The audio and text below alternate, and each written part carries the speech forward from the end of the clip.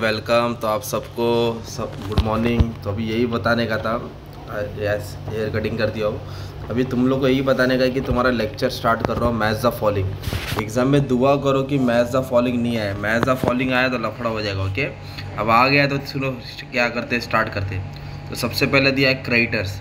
तो creditor balance sheet में आता है और बैलेंस शीट में किधर आएगा बच्चों लोग? करंट लायबिलिटीज़ में। तो क्रेडिटर्स किधर आएगा? करंट लायबिलिटीज़ में। ओके, तो ये याद रखने का है। अभी इधर बोला करंट एसेट्स। तो करंट एसेट तुम्हारा छोटा मोटा एसेट होता है और इसमें क्या आएगा मालूम है? करंट एसेट में तुम्हारा नहीं, ये सब नहीं है, नीचे का ये क्या बोलते हैं। तो एक काम करता हूँ, करंट एसेट को रोकता हूँ, ठीक है। Internal reconstruction. तो इंटरनल रिकन्स्ट्रक्शन तुमको शॉर्ट नोट पढ़ा है ना, no company is liquidated. No company is liquidated मतलब ये आएगा, एम वाला आएगा। और कंसोलिडेशन का मतलब क्या होता है? जिसमें शेयर्स बढ़ जाता है, जॉइंट होता है। ओके, तो शेयर 1 का 10 बनता है ना, उसको बोलते हैं कंसोलिडेशन। और 10 का 1 बनता है, उसको बोलते हैं सब डिवीजन। 1 का 10 को कंसोलिडेशन, 10 का 1 को सब division. No journal entries require. Journal entry किस में नहीं पास करते हैं? Journal entries cancelling unissued share, cancel वाले की एंट्री नहीं आती है, ये याद करना पड़ेगा। No entry is been pass for cancelling of share. Surrender of share, देखो कंसोलिडेशन आया ना इधर, तो सरेंडर भी आया। तो कंसोलिडेशन में क्या आता है? 1 का 10 होता है। तो सरेंडर में क्या आता है? Giving up. सरेंडर मतलब होता है गिविंग अप, अपने हवाले कर देना, छोड़ देना, शेयर्स का पोजीशन दे देना। मैंने शॉर्ट टर्म में ये लाइन बताया था। इक्विटी शेयर क्या है? इस पर डिविडेंड मिलता है और डिविडेंड फिक्स भी नहीं होता है, वेरिएबल होता है। वेरिएबल मतलब कभी कम कभी ज़्यादा। तो equity share is variable income bearing securities. और एक वेरिएबल की जगह पे फिक्स कब आएगा? जब इधर डिबेंचर लिखा रहेगा। डिबेंचर फिक्स होता है और इक्विटी वेरिएबल। फिक्स मतलब इतना मिलेगा ही मिलेगा, और इक्विटी शेयर कभी कम कभी ज़्यादा बदला नहीं मिलेगा, वेरिएबल इनकम। ओके, ध्यान देना, ब्लैंक्स में आएगा। अभी इधर बोला profit on sale of investment. तो जो भी इन्वेस्टमेंट अकाउंटिंग में प्रॉफिट होता है वो हम लोग कौन से साइड में डालते हैं? तो प्रॉफिट हम लोग किधर डालते हैं? क्रेडिट साइड, है ना।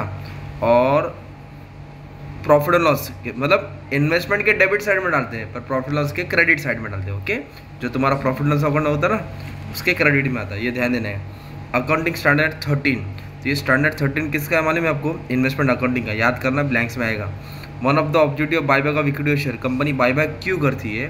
तो कंपनी बाईबैक करने का मेन रीज़न यही है, अर्निंग पर शेयर बढ़ाना। क्या बढ़ाना? अर्निंग पर शेयर को इंक्रीज करना, EPS बढ़ाना। Free reserve plus security premium, ये क्या होता है? ये तुम्हारा सोर्स ऑफ बाईबैक होता है। इधर से कंपनी बाईबैक करती है, शॉर्ट नोट वाला आंसर है।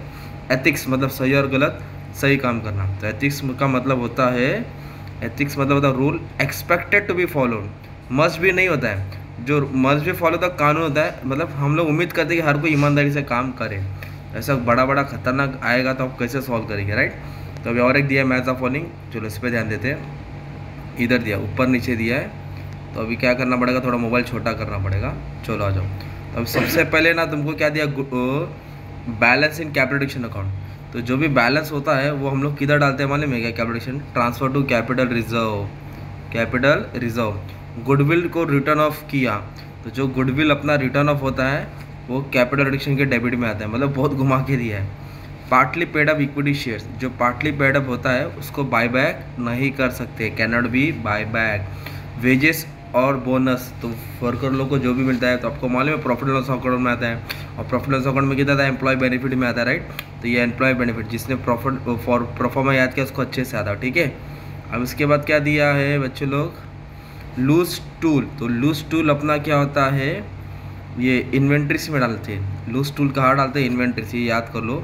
अब ये दो खतरनाक है, प्री और पोस्ट। प्री मतलब पहले, पोस्ट बोला था बाद में, खरीदने के पहले। तो जो प्री आएगा ना उसको क्या करना है मालूम है क्या? उसको माइनस करना है, deduct the from the cost. Pre को क्या करना है? माइनस करना रहता है। और जो पोस्ट एक्विजिशन होता है उसे क्या करना है? रेवेन्यू रिसीप्ट पे डालना है। तो ये लाइन याद करना पड़ेगा, इन्वेस्टमेंट अकाउंटिंग स्टैंडर्ड 13 का है। General reserve. तो जनरल रिजर्व क्या होता है? एक रिजर्व रहता है जो किधर काम आता है? जनरल रिजर्व को फ्री रिजर्व बोलते हैं। और जो सिक्योरिटी प्रीमियम है वो प्रीमियम ऑन बायबैक को रिटर्न ऑफ करने में काम आता है। और कोड ऑफ एथिक्स, एथिक्स का मतलब होता है standard and principle. Sub division of share, sub division का मतलब होता है नंबर ऑफ शेयर बढ़ता है। और एक्स इंटरेस्ट प्राइस में कम इंटरेस्ट ऐड नहीं होता है, ओके।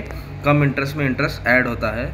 तो इसमें एक्सक्लूडिंग इंटरेस्ट ऐड होता नहीं है। ओके, ये तुम्हारे लिए मैंने कुछ मैथ्स ऑफ फॉलोइंग पढ़ाया, और उसके पहले मैंने क्या पढ़ा है बच्चों लोग, एमसीक्यू लिया, शॉर्ट नोट्स का लेक्चर अपलोड कर दिया 20 मार्क का एकदम मस्त वाला, देख लो ब्लू कलर का इमेज है, बाकी सब सॉल्व कर दिया, अभी कॉस्ट की तैयारी कर रहा हूँ। चलो thank you very much and all the best for your exam.